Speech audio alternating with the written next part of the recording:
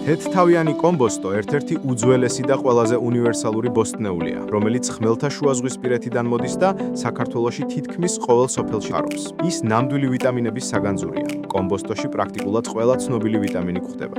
ასევე დიდი რაოდენობით არის შაქრები, ამინომჟავები, კალციუმი, კალიუმი, მაგნიუმი და სხვა აუცილებელი მინერალები. კომბოსტო განსაკუთრებით ფასობს სამკურნალო თვისებებით. მისი ახალი ფოთლები და წვენი ანტიბაქტერიული მოქმედებით გამოირჩევა, ხოლო კომბოსტოს მწნილების წათხი აუმჯობესებს მონელებას, ასტიმულირებს ნაღლის გამოყოფას და ეხმარება ორგანიზმს დეტოქსში. კომბოსტო ითვლება საკმაოდ მომთხოვნ კულტურად, განსაკუთრებით ტენიანობის მიმართ, თუმცა სიცივეს კარგად იტანს.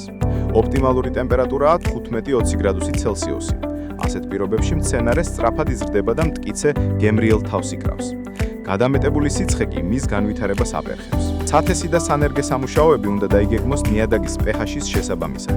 კომბოსტოს ყველაზე მეტად უხდება 6.5-დან 7.5 მიათედი მჟავიანობის მსუბუქი და საშუალო თიხნარი ნიადაგი. ვეგეტაციის პერიოდში აუცილებელია 2-3 გამოკვება, თუმცა აზოტის სიჭარბე უნდა ავიცილოთ, რადგან იწვევს ნიტრატების დაგროვებას და თავების დახლეჩას. კომბოსტო იდეალური პროდუქტია ჯანსალი, მრავალფეროვანი სუფრისთვის. მის გამზადდება უმიდან დაწყებული მწნილით დასრულებული ასობით კერძი, რაც ამბოსტნეულს სამზარეულოს შეუცვლელ ღირებულებად აქცევს.